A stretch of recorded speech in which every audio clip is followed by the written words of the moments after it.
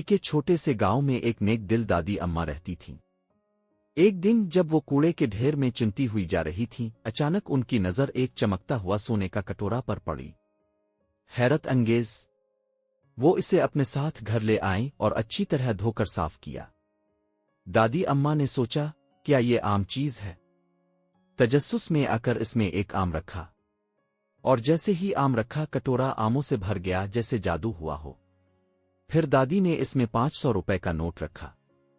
لمحوں میں کٹورا نوٹوں سے بھر گیا۔ اب دادی جان گئی تھیں کہ یہ کوئی عام کٹورا نہیں بلکہ اللہ کی طرف سے دیا گیا ایک انعام ہے۔ لیکن دادی اماں لالچی نہیں تھیں۔ انہوں نے اس کٹورے کو غریبوں، یتیموں اور مسکینوں کی مدد کے لیے استعمال کرنا شروع کیا۔ کوئی بھوکا نہ سوتا، کسی کا بچہ دوائی کے بغیر نہ رہتا۔ گاؤں میں خوشی پھیل گئی اور دادی اماں دعاؤں کی وجہ بن گئیں۔ لیکن کچھ چوروں کی نظر اس جادوئی کٹورے پر پڑ گئی۔ ایک رات وہ چپکے سے آ کر اسے چرا لے گئے۔ صبح دادی اماں نے جب کٹورا نہیں دیکھا تو وہ اکیلی بیٹھ کر رونے لگے۔ افسوس اس لیے نہیں کہ سونا چلا گیا، بلکہ اس لیے کہ اب وہ غریبوں کی مدد نہیں کر سکیں گی۔